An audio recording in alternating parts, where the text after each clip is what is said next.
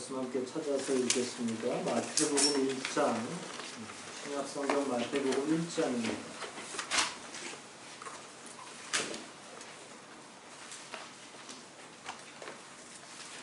1장 18절, 19절, 20절 세 구절입니다.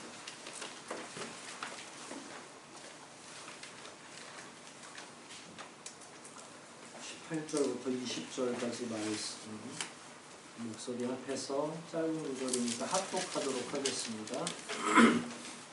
18절부터 함께 20절까지 말씀 읽기를 시작합니다. 예수 그리스도의 태어나신 일을 들으라. 예수님의 어머니 마리아는 요셉과 약혼하였으나 아직 결혼 전이었다. 그런데 성령으로 임신한 사실이 알려졌다.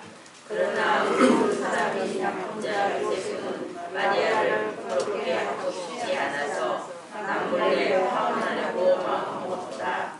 요셉이 이 일을 곰곰이 생각하고 있을 때 꿈에 주님의 천사가 나타나 이렇게 말하였다.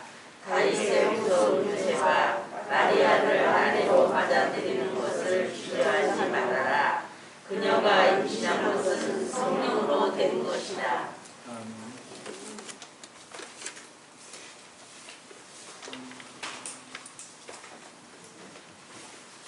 여섯 번째 시간이고요. 오늘은 성령으로 잉태하사라는 부분을 좀 공부해 보려고 합니다. 이 사실을 아는 것, 성령으로 잉태되었다라고 하는 사실을 우리는 그냥 어린 시절부터 성경을 아는 사람은 다 배워왔죠.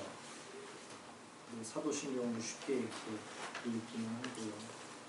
근데 단순한 암과 아는 것과 또 그 의미를 깊이 아는 것, 그리고 깊이 아는 상태에서 그걸 고백하는 것은 전혀 다른 차원의 일들이죠. 그러니까 우리가 이걸 공부하려고 하는 건 그냥 대충 알고 고백했던 걸 뛰어넘는 좀 더 체계적으로 성령으로 잉태됐다는 게 뭘까? 이걸 좀 더 알려고 하는 거, 깊이 알려고 하는 거고, 나아가서 고백할 때는 그냥 주문을 외우듯이 고백하는 게 아니라 그 의미를 상상하면서 고백하는 게 좋겠다 싶어서 우리가 4시간 이런 내용들을 공부하는 거죠. 사실 이런 내용을 계속 강의하는 건 설교자로서 쉽지 않아요.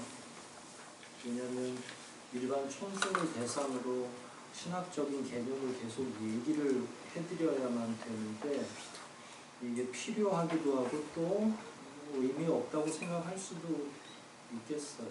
하지만 기본적으로 제대로 알고 신앙생활을 하는 게 필요하기 때문에 어쩔 수 없이 좀 딱딱하고 경직되어 있는 것처럼 보여지는 사실들, 그 다음에 공부해야 될 내용들을 우리가 서로 공부하는 거라서 조금 더 어렵고 익숙하지 않더라도 잘 따라와 주십시오.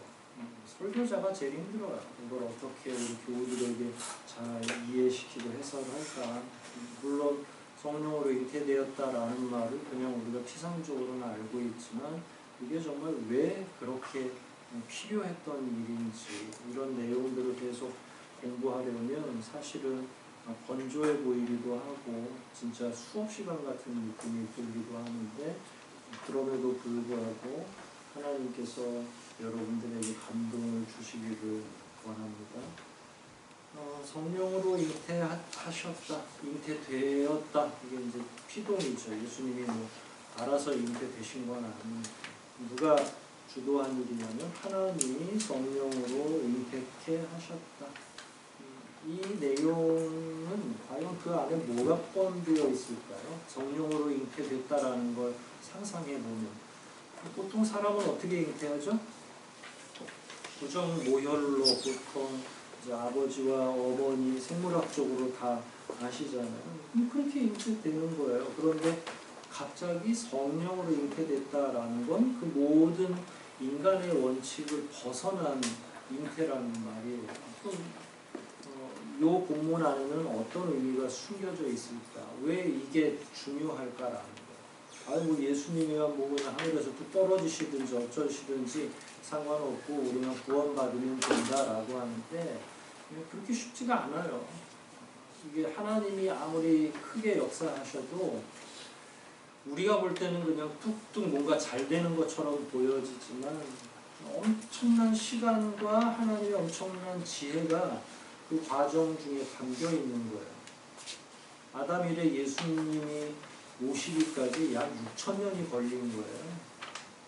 그러니까 인생을 그러니까 아담과 하와가 원죄를 가지고 있고 그 다음에 아벨, 가인부터 시작해서 쭉 창세기 내용 쭉 오고 예수님 오실 때까지 창세기부터 해서 길게는 1만 년, 짧게는 6, 7천 년 정도의 시간이 걸린 거란 말이에요.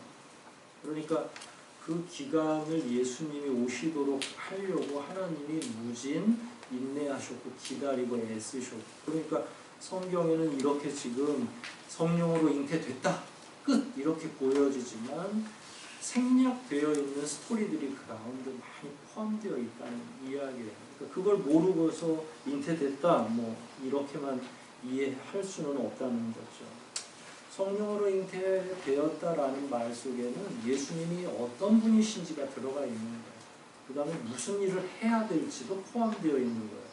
아니 성령으로 잉태된 게 그냥 잉태만 된 거지 뭘 거기에 예수님에 대한 본질적인 정의가 있고 하셔야 될 사명이 있는가 이렇게 반추할 수 있지만 오늘 이야기를 들어보시면 이해가 되실 거예요.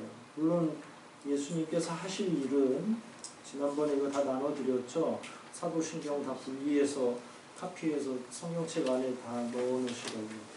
예수님이 하신 일은 이제 동정녀 마리아에게 나셔야 되고 본디오 빌라도의 고난을 받으시고 십자가에 못 박혀 죽으셔야 되고 장사한 지 사흘 만에 죽은 자 가운데서 다시 살아나셔야 되고 하늘에 오르셔야 되고 또 나중에 저리로 산저하시 죽은 자를 심판하러 오셔야 되고 하실 일이 사실은 어디에 응축되어 있냐면 성령으로 잉태되었다라는 말 속에 나머지 주님이 하셔야 될 일까지도 전부 포함되어 있다는 거예요. 그걸 암시하는 게 바로 성령으로 잉태되었다. 성령으로 잉태되지 않으면 나머지를 해결할 수가 없는 거예요. 그 얘기를 주로 오늘 이야기하려고 하는 거죠. 근데 사도신경은 아무튼 시대적인 산물이라고 말씀드렸어요. 처음에 공부하는 시간에. 어떤 의미냐면 이게 성경은 아니지만 성경적 내용을 교리로 만든 거라고 말씀을 드렸고요. 성경 어디에도 이 내용이 그대로 포함되어 있지는 않다. 그런데 왜 초대교회에 지나서는 이 사도신경을 성경에서 이렇게 다 부분해서 따다가 완성했을까? 왜 그랬다고 그랬죠? 이러시면 1강부터 다시 또 해야 돼요. 왜 예수님이 이 땅에 오셔야 됐고 또 그것에 대해서 왜 신앙 고백을 만들어야 됐을까? 이단 때문이라고 말씀드렸잖아요. 근데 그 문제는 다른 건 아니에요. 예수님이 누군지 아리까리한 거예요. 신일까? 아니면 인간일까? 아니면 이쪽 오른쪽은 신이고 왼쪽은 인간이고 아니면 위는 신이고 밑에는 인간이고 영은 신이고 육신만 인간인가? 뭐 별의별 생각들이 왜냐면 이게 듣도 보도 못한 캐릭터가 오신 거기 때문에 그래요. 그러니까 하나님께서 구약에서 신약으로 올 때 유사한 캐릭터를 한 둘쯤 미리 이렇게 신인지 인간인지 아리까리한 사람들을 내세워서 미리 맛을 보여줬다면 유대인들도 그렇구나 이럴 텐데 예수님 전과 후에 아무도 예수님 같은 분이 없었죠. 그러니까 이 시대에 오셔도 여전히 사람들이 질문할 거예요. 당신은 신입니까? 아니면 인간입니까? 그럴 때 예수님의 대답은 뭐예요? 둘 다야 이렇게 얘기하면 사람들이 조금 그럴 수도 있나? 그럴 수 있죠. 우리의 상상을 약간은 초월해야 되는 문제고 그래서 사람들이 신성을 부인하거나 인성을 부인하거나 이단으로 자기네가 알고 있는 게 전부이니까 그 당시엔 또 예수님에 대한 신학이 완전하지 않으니까 막 또 자기네 것만 주장하고 하는 거예요. 그럼 성령으로 잉태하사는 자, 신성과 인성이라고 말씀드렸는데 그러면 뭘 증명하기 위한 구절인가요? 성령으로 잉태했다는 거. 신성이에요? 인성이에요? 신성이죠. 인성이면 누구와 누구 사이에 태어나면 돼요? 그냥 사람과 사람 사이에서 태어나면 그냥 그건 인간이었던 거예요. 그런데 여기서 성령은 아주 묘한 지점이 성령이 그 다음에 이제 우리 다음 주에 배워야 되는데 누구에게 잉태케 한 거예요? 마리아에게. 그건 또 한편으로는 굉장히 인간적인 방법을 통해서 또 태어나게 하시는 거니까 우리는 하나님의 그 오묘한 지혜를 따라갈래야 따라갈 수가 없는 거예요. 그래서 오늘은 예수님이 신성을 가질 수밖에 없는, 그래서 성령으로 잉태했다라는 게 과연 어떤 건지, 사람의 몸을 입기는 하지만, 그리고 참 사람이지만 한편으로는 하나님의 아들이라는 의미이고 성령으로 잉태됐다는 거예요. 그 다음에 말씀대로 성령을 통해서 오신 분이다 라는 거예요. 그럼 이제 다음 단계의 질문이 필요하겠죠. 왜 성령으로 잉태되어야 했을까? 그냥 우리가 그렇게 질문할 수 있죠. 우리의 단순한 생각을 하면 돼요. 이 땅에 많은 위대한 사람들이 많이 태어났다가 죽고 지금도 뭐 있다고 하면 하나님의 능력이면 어떤 게 제일 편하겠어요? 굳이 막 성령으로 잉태하고 이런 거 말고 하나님이 저한테 그 권능을 싹 위에서부터 빛으로 이렇게 싹 왠지 유명한 슈퍼히어로들 탄생하는 것처럼 해서 할 수도 있겠죠. 하지만 그렇게 하지 않으신 까닭도 이제 설명되어야 되겠죠. 그런 내용이에요. 오늘 공부할 내용. 인간적인 방법이 아니라 성령으로 잉태됐다는 건 누구의 방식으로 잉태됐다는 거예요? 하나님의 방식. 그러면은 하나님의 방식으로 잉태케 하셨다는 건 인간의 방식으로 잉태하는 것에는 뭔가 결함이 있다고 하나님이 생각하시는 거예요. 어떤 결함일까요? 죄의 문제가 아직 해결이 안 된 겁니다. 하나님은 모든 생명을 이 땅에 보내실 때 사람과 사람도 그렇고 하나님 뜻 없이 탄생하는 건 하나도 없죠. 하늘을 나는 새 한 마리도 누구의 섭리에 의해서 운영되고 있어요? 하나님의 섭리에 의해서. 그럼 사람이 태어나고 탄생하는 건 어떤 의미겠어요? 하나님의 섭리, 하나님의 허락이 없이. 그래서 이 마태복음 복음서에서는 그 영혼의 가치를 매길 때 천하보다 귀하다고, 한 영혼이 천하보다. 물론 그때는 죄니 뭐니 이런 걸 따질 때가 아니라 그 영혼의 가치만 놓고 본다면, 죄는 있지만 그 가치가 얼마나 돼요? 천하보다 귀한. 그러니까 사람에게도 굉장히 귀한 뜻이 있지만 그럼에도 불구하고 사람 사이에 태어나는 사람을 하나님이 메시아로 만들지는 않으셨다. 성령으로 잉태케 하셨다라는 거예요. 결국은 이건 누가 모든 걸 주도하고 계신다는 거예요? 하나님. 만약에 사람 사이에 잉태된 어떤 아이를, 그게 남아가 됐든 여아가 됐든, 성경에는 많은 위대한 위인들이 많이 나오잖아요. 이제 그렇게 되면 네 집 아들이야? 라고 물어보잖아요. 여러분, 예수님이 네 집 아들이었어요? 네. 목수인 요셉의 아들이야. 사람들은 거기에 그렇게 딱지를 딱 하나 붙여주잖아요. 이제 그렇게 되면 사람들이 다 그냥 어느 동네 애구나, 어느 동네 누구네 집 아들이구나, 이렇게만 이해하려고 하잖아요. 그래서 하나님은 처음부터 그런 모든 것들을 제외하시기 위해서 성령으로 잉태케 하셨다라는 거예요. 그럼 왜 하나님이 이 일을 주도하셨을까요? 계속 우리는 그런 질문을 하는 거죠. 왜 해야 나중에 답이 술술 하나씩 풀어지는 거고요. 그랬을 때 이걸 제대로 알게 되는 겁니다. 하나님이 왜 예수 그리스도의 탄생을 주도하셨을까요? 구원하시기 위해서인데, 훗날 예수님께서 하실 일 전체를 하나님이 주도하시기 위해서. 이게 구원은 모든 과정에서 인간이 할 수 있는 일은 하나도 없어요. 심지어 우리가 믿음이라고 할 때 믿음은 하나님의 뭐라고요? 선물이라고 했어요. 하나님이 우리에게 주셔야 되는 거예요. 우리는 그걸 불가항력적으로 받아들일 뿐이에요. 거절할 수도 없어. 하나님이 구원하시기로 작정한 영혼은 사울로 살다가도 바울이 돼야 되는 거예요. 거절할 수 없는 하나님의 은혜가 있단 말이에요. 모든 걸 다 하나님이 주도하셔야 돼요. 특별히 예수 그리스도의 탄생이라고 하는 건 뭐 이루 말할 수도 없죠. 그걸 사람이 사람의 지혜로 계획하고 한다? 사람과 의논해서 한다? 그건 불가능하다는 이야기입니다. 구원, 그리고 그 구원을 이루기 위한 고난과 십자가, 그리고 부활의 과정, 이건 인간이 스스로가 만들어서 진행할 수 있는 일이 아니죠. 감히 거기까지 생각을 못하는 거예요.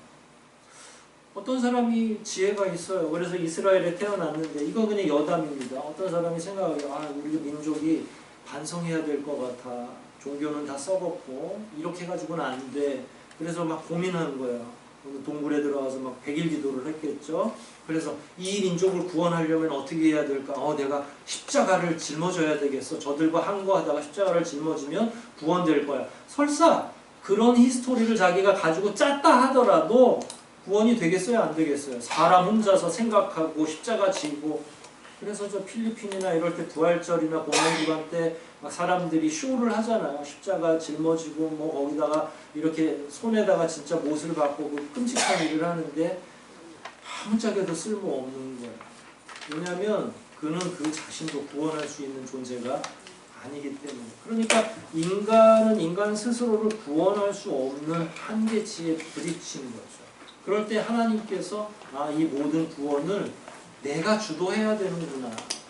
그리고 이 계획은 어제 오늘 세워진 게 아니라 창세 이전부터 인간의 멸망과 죄악 때문에 처음부터 세워놓은 계획이었던 거잖아요. 그러니까 이 계획을 누가 인간이 스스로가 깨달아서 그걸 이렇게 감행한다 하더라도 아무도 다른 사람의 생명을 구원할 수가 없죠. 육신의 피를 나는 아버지라 할지라도 자기 아들, 자기 딸을 구원해 줄 수가 없어요. 십자가 앞으로 멱살을 잡고 끌고 올 수는 있겠죠. 하지만 그 구원은 누가 주시는 거예요? 하나님이 주시는 것에 인간은 반응할 뿐인 거죠. 두 번째로 성령으로 잉태됐다는 건 아까 여러분들이 말씀하신 내용 중에 있어요. 원죄의 약점을 피하기 위해 성령으로 잉태하지 않으면 원죄의 약점을 누군가 가지고 있는 인생이 그 일을 할 수가 없다는 거죠. 누군가 죄를 사하고 생명을 구하기 위해서는 그 자신도 무죄여야 됩니다. 나는 내 죄도 지금 감당 못하겠는데 다른 사람을 어떻게 구원하겠어? 부정모혈로 태어난 모든 사람들은 가능하지가 않다. 성경을 보면 모세나 다윗이나 하나님이 중요한 메신저로서 사용한 위대한 일꾼들이 있죠. 하지만 그 사람들이 민족을 구원하기도 하고 위기에서 벗어나게 하기는 하지만 영적으로는 어때요? 죄를 사할 수가 있어요? 없어요? 구약 성경에 한 군데도 죄사함의 내용은 등장하지가 않아요. 여러분 모세 잘 알고 계시죠? 모세는 어떤 지도자였죠? 이스라엘 전체를 이집트에서 출애굽시킨 장본인이에요. 심지어 예수님의 모형으로도 활동했어요. 이게 이제 모형론이라는 게 신학계에 있는 내용인데, 그러니까 예수님의 전에, 그러니까 예수님이 오실 걸 이렇게 조금씩 알려주는 사람들이 있어요. 다윗도 그 중에 하나고, 모세도 예수님의 모형 중에 하나예요. 특히 모세의 노뱀 사건 같은 경우는 십자가를 그대로 보여주는 행위이다. 그래서 일종의 힌트 같은 걸 하나님이 구약의 역사를 통해서 주셨죠. 그럼에도 불구하고 힌트고 모세 스스로도 감당을 못하는 상황이었는데 아무리 백성 전체를 다 구원할 정도로 위대한 지도자라 할지라도 여러분 출애굽시키고 홍해를 건너가고 이게 얼마나 위대한 일이에요. 그 다음에 막 여호수아가 뒤따라서 가나안을 정복하고 이스라엘 백성에게 있어서는 엄청나게 둘도 없는 지도자예요. 유대인들이 가장 존경하는 지도자 두 사람이라고 하면 첫 번째가 모세예요. 율법의 아버지이기 때문에 그러는 거예요. 하지만 그럼에도 불구하고 모세가 영혼을 구했다는 소문이 있나요? 기록이 있어요? 하나도 없는 거죠. 왜 그럴까요? 모세 스스로도 하나님 앞에서 부족한 인간이기 때문에 그래요. 그러니까 위대한 영도력을 발휘해서 다른 나라와 전쟁을 할 수 있는 지도력은 하나님이 주시지만 영혼을 구원할 수 있는 일은 감당할 수가 애초에 하나님이 상상도 안 하시는 거예요. 만약에 그랬으면 노아를 통해서 구원하셨겠죠. 노아는 어떤 사람이에요? 너무 험악한 세대에 하나님과 의롭게 동행하던 사람이죠. 하나님의 마음을 알고 있는, 동행이라고 하는 건 그런 의미거든요. 하나님과 친하다, 친구이다, 같이 걸어간다. 같이 걸어가려면 방향이 같아야 같이 걸어갈 거 아니에요. 노아의 방향이 곧 하나님의 방향과 같았던 거죠. 그럼에도 불구하고 몇 사람 구했어요? 자기를 포함해서 8명밖에 구하지 못했어요. 아내와 세 아들과 그 자부들 외에는. 근데 영혼 구원의 얘기는 나와야 안 나와요? 나오지 않죠. 영혼을 구원했다고 하진 않아요. 물론 그들이 하나님을 잘 섬겨서 의롭게 살았다면 하나님의 긍휼하심으로 그들이 천국에 갈 수는 있죠. 그런데 그게 본인들이 본인 스스로를 또 아들이나 자부를 구원한 능력이 있어서 구원한 건 아니라는 이야기예요. 아무리 위대한 하나님의 종이라 할지라도 심지어 모세가 민족에게 자유를 주고 모든 능력을 다 발휘한 것처럼 보여도 영적 구원은 불가능하다라는 거예요. 이런 약점을 상쇄하기 위해서는 필연적으로 하나님이 움직이셔야 되는 거죠. 결국은 하나님께서 주도하셔야 되고 죄가 늘 문제가 되니까 무죄한 자가 내려와야 되고 그 방법이 바로 성령으로 잉태하사라고 하는 말씀 속에 포함되어 있는 거죠. 세 번째로 성령으로 잉태했다라는 말은 하나님의 공의를 세우는 일이에요. 하나님의 공의. 이게 공의가 뭘까요? 의로움. 공평한 의로움. 그러니까 죄의 삭은 뭐예요? 죄의 삭은 사망이다. 이 대원칙은 변해요, 안 변해요? 그러면 하나님은 죄의 삭은 사망이다라고 대원칙을 세워놓으신 분인데 그러면 죄를 졌는데 하나님이라고 해서 아무나 다 오늘 기분 좋으니까 사면 이렇게 해가지고 막 죄의 삭을 치르지 않았는데도 삭시라고 하는 건 대가를 의미하는 문제예요. 그럼 죄를 지면 우리는 어때요? 오늘날에는 벌금을 물든지 돈이 없으면 어디 가야 돼요? 감옥에 들어가야 되잖아요. 그게 죄의 삭시예요. 삭을 치러야만 죄가 없어지는 거예요. 근데 원래 죄의 삭은 사망이라고 선언하신 건 인간에게는 세상에서 인간과 인간이 살아갈 때는 죄의 삭을 자기 힘으로 치를 수 있지만 영원한 하나님의 나라는 그 정도를 가지고는 해결돼서 하나님의 나라에 오를 자가 하나도 없는 거예요. 하나님이 인정하셔야 되는 거예요. 죄의 삭을 다 치른 것 같아 라고 대가를 치른 것 같아. 근데 하나님이 변덕장이 하나님이에요. 어떨 땐 굉장히 엄하게 죄의 삭을 요구하지만 어떨 때는 막 자기 마음대로 무사방면 아무 일도 없었던 것처럼 그래 다 내보내줘 이렇게 하면 사람들이 그분을 신뢰할 만한 분으로 인정하지 않는 거예요. 공의라고 하는 건 한 번 정해지면 그 룰에 하나님도 기꺼이 순응하는 거예요. 하나님의 속성 가운데 하나예요. 그러니까 하나님 스스로가 매인다고 하는 거죠. 하나님은 자유로우시면서 동시에 하나님이 만드신 법 안에 스스로가 매이시는 거예요. 그래서 인생들에게 공의를 원하지만 죄의 삭은 사망이라고 얘기하시면 그 삭을 치르는 것조차도 하나님이 하셔야 될 일인 거예요. 그런데 원죄 문제 때문에 안 된다고 그랬잖아요. 인간으로 하여금 이 죄의 삭을 치르게 할 수 있는 방법이 하나도 없는 거예요. 단순한 대원칙이 아니라 없던 일로 하는 게 아니라 그냥 눈 감아주는 게 아니라 모든 죄값을 치러야 되는데 인생들은 자기 죄도 자기 개인의 죄도 감당을 못하는 거예요. 여러분 요즘에 인구가 몇 명이죠? 70억 정도 되잖아요. 모든 인류를 마음속에 품고 그들의 영혼을 다 자유를 주려면 그와 유사한 가치를 가지고 있는 것, 삭을 치르려면 그 죄의 값을 매기는 거잖아요. 그러면 징역 몇 년 이러면 법관들이 죄를 따지는 거예요. 이건 징역 7년 정도를 먹여야 되겠어. 그러면 죄의 무게하고 그 사람이 징역을 들어가서 살아야 될 무게하고 같아야 되는 거예요. 그럼 70억의 모든 사람들이 원죄를 다 사하고 그 다음에 자범죄를 사해야 될 정도라면 어느 정도의 가치가 있는 사람이 무게에 올려놨을 때 이게 하나님의 공평인데 그러면은 김정렬이 만약에 이쪽 저울에 있으면 이게 돼야 안 돼요. 70억을 어떻게 구원해. 여기서 50명도 지금 감당을 못하고 있는데 그러니까 인간으로서는 불가능한 거죠. 하나님이 그걸 아시는 거예요. 하나님께서 친히 죄를 감당하셔야 되겠다라는 안을 가지고 계신 거예요. 계획을. 그래서 그분이 하나님이 직접 감당하셔야 되겠구나라고 하나님 스스로가 생각하셨을 뿐만 아니라 이걸 실행에 옮겨야 되는데 삼위일체 하나님이잖아요. 이거 천사한테 담당시킬 수가 없잖아요. 천사는 사람보다 못한 존재라고 했는데 그 영으로 보면 그러면 사람도 안 되고 천사도 안 되고 그럼 누구만 남아요? 삼위일체 하나님만 남는 거죠. 내가 이 일을 치러야 되겠구나. 그래서 하나님이 계획하시고 누가 순종한 거예요?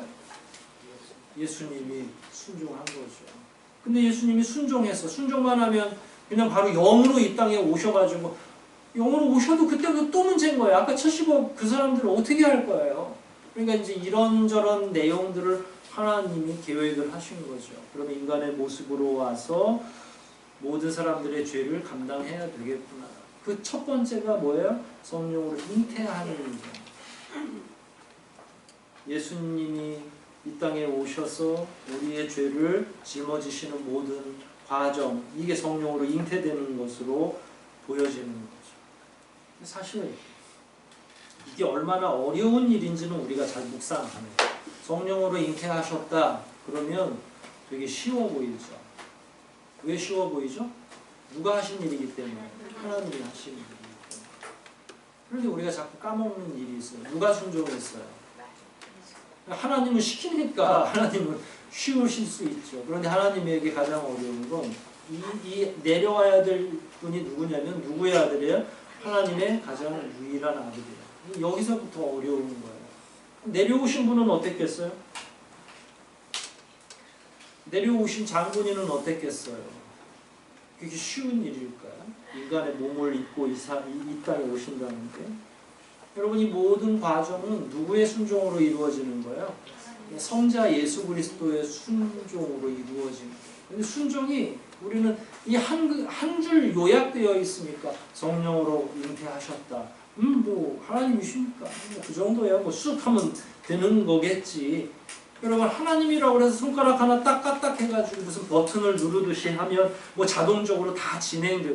예, 진행은 자동으로 됐죠. 성령으로 말미암아 하신 거니까. 하지만 그 모든 과정은 예수 그리스도의 전적인 순종이었고 예수 그리스도의 순종이 아니면 근데 예수 그리스도의 순종도 쉬웠을까요?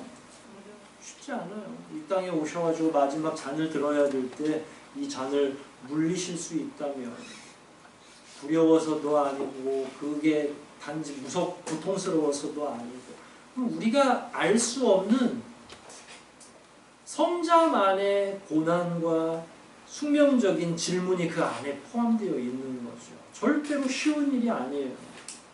여러분 예수님이 언제 제일 고통스러웠죠? 사람들은 십자가 고난이 제일 고통스럽다고 생각하시겠죠. 그런 생각은 안 해보셨어요? 예수님은 이 땅에 오시는 것 자체가 고통입니다. 사실 오실 때부터 성령으로 잉태하니까 쑥 아이고 쉬워라. 동정녀도 애를 낳네? 하나님이니까 오케이. 천지를 창조하셨으니까 예 맞아요. 그 상상이 맞죠. 하지만 예수님의 순종은 그렇게 쉬운 게 아니에요. 하나님으로 존재하던 분이 삼위일체니까 영으로 존재하던 분이 육신 안에 갇힌다는 건 어떤 의미일까요? 이게 예전에 제가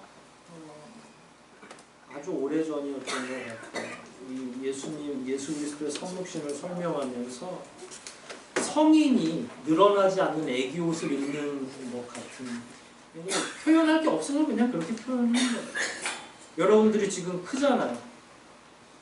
사람들은 50이 먹어도 커요. 옆으로. 위로는 안 크고. 그럼 애기 옷을 입으면 맞아요, 안 맞아요? 늘어나지 않아요. 이 애기 옷은 절대로 안 늘어나는 것이 어떻게 입을 수 있어요? 불가능합니다. 영으로 존재하시던 그분이 육신을 입는다는 건 그냥 고작 제가 상상해낸 정도는 도저히 할래야 할 수가 없는. 또 하나 좀 쉬운 방법이 있었으리라 저는 상상을 해봤어요. 그러니까 예수님이 30대 청년으로 쑥 떨어지면 그렇잖아요. 3년만 고생하고. 그러니까 하나님에게는 모든 걸 다 상쇄시킬 수 있는 하나님만의 방식이 있는데 성령으로 잉태케 하시는 방법을 선택함으로써 더 어려운 과정을 기꺼이 순종하신 거란 말이에요. 그랬을 때 예수님 스스로에게는 인간 몸을 입는 것 자체가 낯설고 너무 고통스러워. 그래서 십자가 고통은 어떻게 보면 일주일 이내에 다 경험, 2, 3일 안에 다 경험하는 거잖아요. 근데 30년 이상을 육신에 갇혀있는 하나님으로 산다는 것 자체가 우리는 상상할 수 없는 고통이죠. 예수님께서 영으로 존재하시던 분이 응애응애하고 아기 예수로 태어나신 거예요. 태어나서 눈을 딱 떴더니 부잣집도 아니고 그 구유에 또 딱 앉혀 있는 거죠. 그때 예수님의 영은 아기 영은 아닐 거잖아요. 하나님의 영이니까. 자인식이 가능하고 모든 게 다 가능한데 예수님 스스로를 보면서 어떤 생각을 하셨을까? 저는 상상을 초월하는 엄청난 일이 그 가운데 생겼다고 생각하는 거죠. 예수님의 순종은 그런 내용들이 있는 거예요. 아까 말씀드린 것처럼 차라리 하나님의 능력으로 30살짜리로 싹 하늘에서 구름 가운데 이 땅에 딱 오셔가지고 한 3년 굵직하게 고난도 받으시고 제자들도 모시고 하셨으면 편했겠죠. 하지만 인생의 몸을 성령으로 잉태해가지고 잉태되면서부터 인간이 가지고 있는 어려움들을 경험하시는 거죠. 왜 그러셨을까요? 인간이 어떤 죄를 가지고 있는지를 몸소 체험토록 하시는 거예요. 본인이 죄를 짓지는 않지만 인생들의 삶을 체휼하게 하시려고. 체휼이라는 거는 뼛속 깊이 경험을 해본다는 거예요. 그냥 대충 경험하고 마는 게 아니라 인간이 도대체 어떤 고통 가운데 있는지, 어떤 죄 가운데 쌓여 있는지, 어떻게 구원을 얻어야 되는지, 인간의 부조리는 어떤 것이 있는지 실제로 잉태되면서부터 살아가는 과정이 있는 거죠. 그냥 십자가로 직행하는 게 아니라 그 모든 과정을 체휼하시면서 인간의 구원에 대해서 그 누구보다 삼위일체 하나님 모두가 다 알고 계시지만 예수 그리스도께서도 이 친구들은 답이 없구나. 그러니까 30년 동안 사생애 공생애 다 해서 33년을 사셨는데 그러고 나서 결과적으로 예수님이 희망을 얻고 가신 게 아니라 방법이 없구나. 하나님이 하시지 않으면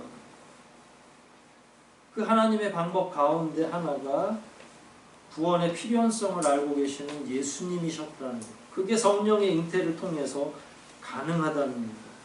그 모든 걸 우리 예수님은 전적인 순종을 통해서 이루시는 거죠. 성령으로 잉태했다는 건 이 모든 과정의 첫 단추를 꿰는 일이에요. 예수님이 이 땅에 오셔서 모든 인류를 구원하시는 가장 첫 단추가 뭐라고요? 성령으로 잉태하사라는 이 본문 안에 포함되어 있는 거죠. 이제 그동안 길이 참으셨던 하나님의 오묘하신 구원의 역사가 시작되기 시작합니다. 정말로 시작이 되는 거죠.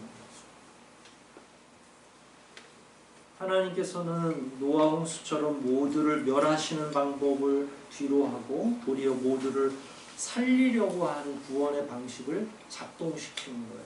그 시작이 누구라고요? 예수님. 예수님이 성령으로 잉태하시는 것. 그의 사역이 성령의 잉태케 하심으로 예수님의 사역이 이제 시작된 거죠. 그래서 이분은 나오면서부터 이 땅에 나오시면서부터 유일한 희망으로 존재하는 거예요. 그래서 이 땅에서는 평화를, 하늘에는 영광을, 첫 번째 만남부터 사람들에게 진짜 희망을 주시기 시작한 거예요. 탄생하면서부터. 여러분, 예수 그리스도가 잉태되고 성령으로 말미암아 잉태되었다는 사실 속에 구원의 전 과정이 시작된다는 사인이 있는 거고, 이 구원은 누구를 구원하는 거냐면 온 우주에서 먼지와 같은 존재인 나를 구원하시기 위해서, 우리를 구원하시기 위해 시작된 일이다.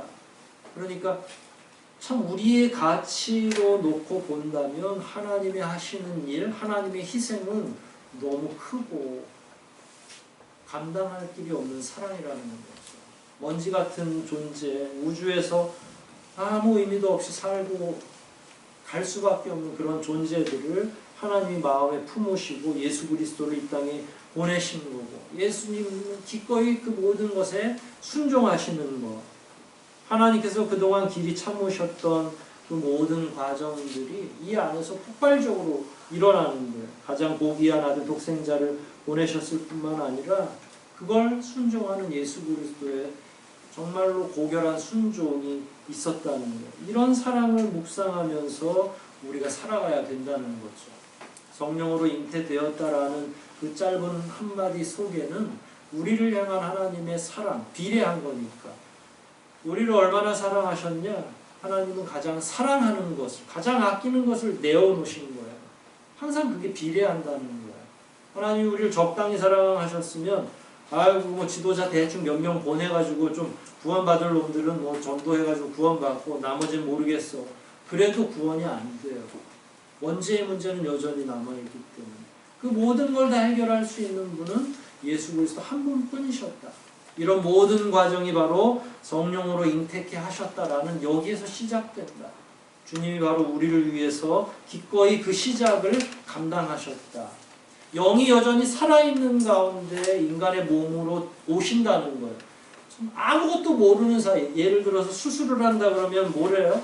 큰 수술을 하면 마취를 하잖아요. 그러니까 모르는 사이에 진행되는 것 같으면 모르지만 하나님이 성자 예수 그리스도 삼위일체 하나님 한 분이시잖아요. 그러니까 하나님의 그 살아있는 영으로 인간의 몸 안으로 들어온다는 그 자체가 우리는 상상할 수 없는 일. 그 일을 감행한 거예요. 그게 이 한 줄 안에 기록되어 있는 거예요. 누구를 위해서 시작된 거예요? 저와 여러분들의 구원을 위해서. 이런 내용들을 여러분들이 좀 더 편하게 익숙하게 묵상하시면서 이 한 줄 속에 있는 내용이 바로 그런 내용이구나. 우리의 원죄, 또 우리가 어떻게 할 수 없는 우리의 이 비참한 상황에서 하나님께서, 삼위일체 하나님께서 모두가 함께 움직이신 일, 하나님이 계획하시고 예수 그리스도가 순종하시고 성령께서 그 일을 감당하셨구나. 삼위일체 하나님이 전만도 못하고 먼지만도 못한 나의 존재를 위해 이렇게 협력해서 일하셨구나. 그게 성령으로 잉태되었다라는 한 구절 속에 나타난 것이구나 라는 사실을 더 잘 명확하게 기억하시고 늘 묵상하면서 성숙한 그리스도인으로 살아가시기를 주의 이름으로 축복합니다. 우리 말씀들을 생각하면서 한번 기도하시겠습니다. 성령으로 잉태한다라는 말은, 잉태되었다라는 말은 이토록 여러 가지 진리의 내용들이 포함되어 있습니다. 우리가 감당할 수 없는 일들을 결국은 하나님이 스스로가 감당하신 일이고, 특별히 그에 대해서 순종하신 예수 그리스도의 고통은 단지 십자가에서뿐만 아니라 이 땅에서 인생의 모습을 하고 오시는 것부터가 고난의 연속, 순종의 시작이라는 사실입니다. 성령으로 잉태되었다라는 말이 과연 어떤 의미가 있는지 더욱더 깊이 묵상하면서 하나님이 구원하시고자 했던 우리의 영혼이 더욱더 어떻게 살아가야 되는지를, 무가치한 삶에서 더욱더 이런 내용을 잘 알고 있는 자로 살아가게 해달라고 이 시간 통성으로 함께 기도하시겠습니다.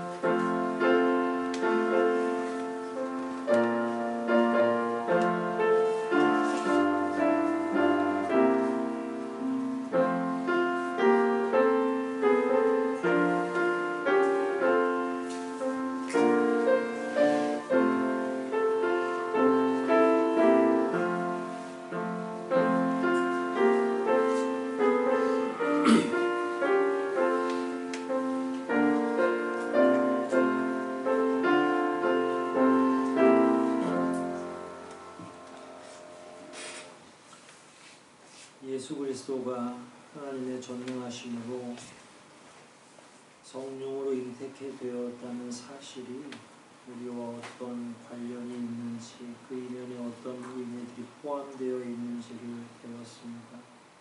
우리가 가지는 이 지식에 머물지 않게 도와주시고 우리를 얼마나 사랑하셨기에 그토록 어려운 모든 일들을 삼위일체 하나님께서 감당하셨는지를 잘 기억하며 남아있는 인생 더욱더 그리스도를 위해 하나님의 나라를 위해 살아갈 수 있는 저희가 되게 도와주시옵소서.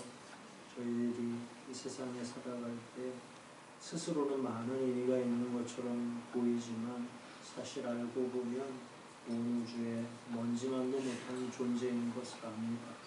저희를 위해 그토록 고귀한 사랑을 보여주신 까닭이 무엇인지를 제대로 묵상하게 도와주시고 구원 얻은 자가 앞으로는 또 어찌 살아야 되는지도 알려주시옵소서. 우리를 지혜롭게 하시는 아버지의 그 지혜로 말미암아 남아있는 인생 더욱더 거룩하고 경건하게 성숙하게 살아가는 저희 모두가 되게 도와주시옵소서. 모든 것 주님께 의탁하오며 예수님의 이름으로 기도하옵나이다. 아멘.